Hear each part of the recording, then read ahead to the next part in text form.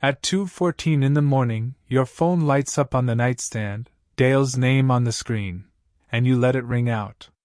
You don't remember deciding to ignore it. Your thumb just doesn't move. What you remember clearly, years later, is the feeling that comes right after the ringing stops. Not guilt, which is what you expect from yourself, but something closer to relief, small and quiet and immediate, the kind of relief you feel when a door you were dreading closes on its own. You don't examine that feeling that night.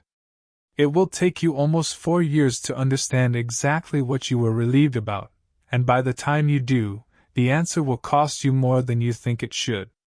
3 years earlier, your company sells for an amount of money that turns your entire life into a before and after. You are 31, and the number that lands in your account doesn't just solve your problems, it makes the category of problem you used to have feel almost unrecognizable, like something that happened to a different person. For the first few weeks, this feels exactly like what you always imagined it would feel like. You call your parents, and hear something in your mother's voice you've never heard before, a kind of relief that makes you realize how much she'd been quietly worrying about you for years without ever saying so. You take your 2 closest friends, Dale included, out for a dinner that costs more than any of you would have spent on a month of groceries a year earlier, and it feels, that night, like the beginning of something good for everyone, not just you. Here's what nobody tells you happens next, because it doesn't happen all at once, and it doesn't happen the way you'd expect. It doesn't arrive as greed, or arrogance, or any of the obvious things people warn you about when they picture what money does to a person. It arrives as a new reflex, so quiet you don't notice it forming. Someone you barely know reaches out to reconnect after years of silence, and before you can even process the message, some part of your brain has already run a calculation you didn't ask it to run. What do they want? What are they actually here for? You catch yourself doing it with an old college roommate who mentions, casually, that he's thinking about starting a business. You catch yourself doing it with a cousin who calls more often than she used to.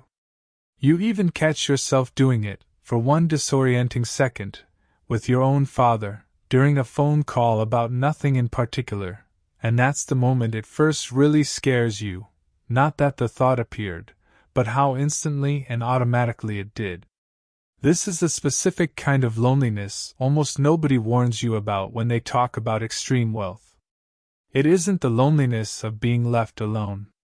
It's the loneliness of being surrounded by people and unable to fully believe any of them, because the money has made every kind gesture technically ambiguous.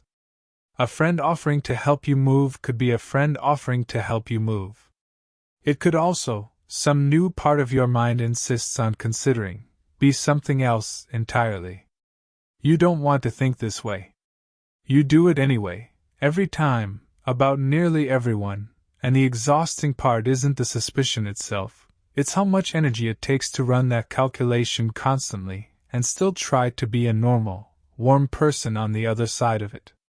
Your relationships start sorting themselves slowly into 2 categories you didn't choose and don't entirely control.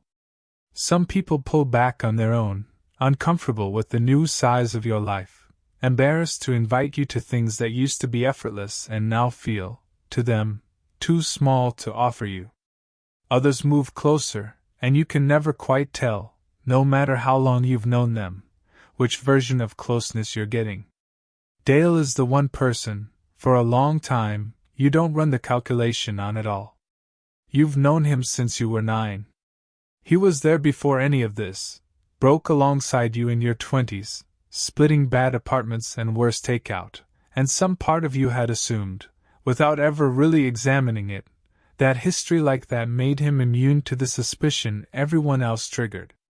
Then, without any single dramatic moment causing it, you notice yourself pulling back from him too. It happens in small ways at first. You stop mentioning certain things, a property you bought, an investment that did well, not out of secrecy exactly, but because you've started, somewhere without deciding to, treating information about your money as something to manage rather than something to share. You notice, once, a flicker of something when Dale jokes about needing a loan for a car repair, a joke he's made 100 times before that used to just be a joke, and this time some small, ugly part of your mind actually pauses on it for half a second before you push the thought away entirely, disgusted with yourself for having it. This is the part that's hard to admit, even now. The money didn't change Dale. It changed the version of you that used to be able to hear a joke like that and just laugh. By the time the 2:14 a.m. call comes, 3 years after the sale, you and Dale haven't been quite as close as you used to be for a while, though either of you has said so out loud.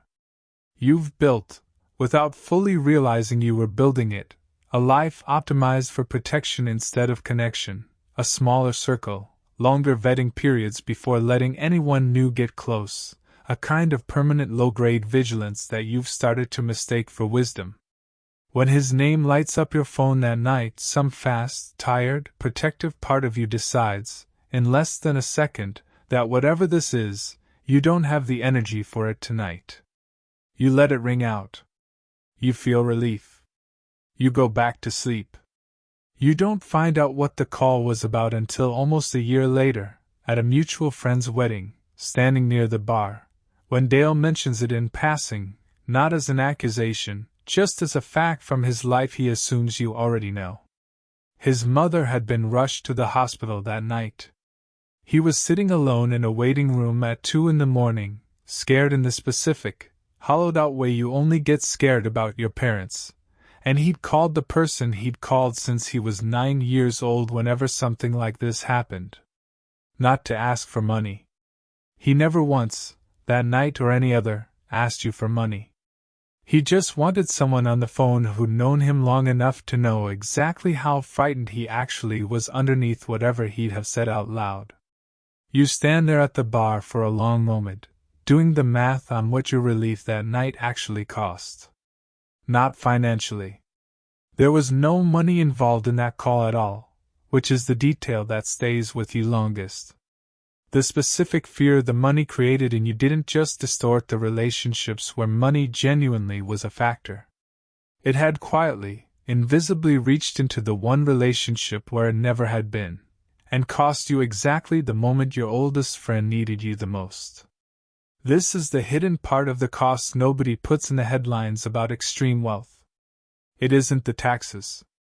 It isn't the attention, or the security concerns, or the strange new arithmetic of every conversation about real estate.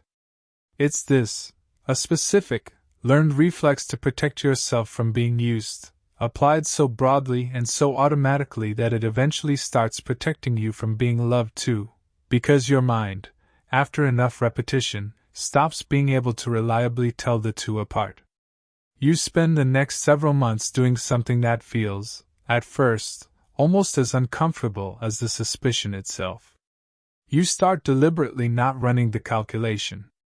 Not recklessly, not naively, but on purpose, choosing certain people, Dale first among them, and simply deciding to extend the kind of trust you used to give away freely before any of this happened. It doesn't fix everything overnight. Old reflexes don't leave just because you've decided they should. But you notice, slowly, that conversations with Dale start sounding like they used to again, and that the effort of choosing to believe him costs you far less, in the long run, than the years of quietly not believing him did. 2 years after the wedding, your phone lights up again at 1:52 a.m, Dale's name on the screen. This time you pick up before the second ring, already sitting up, already awake in the way you only get awake for calls like this. It turns out to be nothing serious, a flight delay, a favor, the kind of small ordinary need that used to pass between the two of you all the time before either of you had any money to complicate it.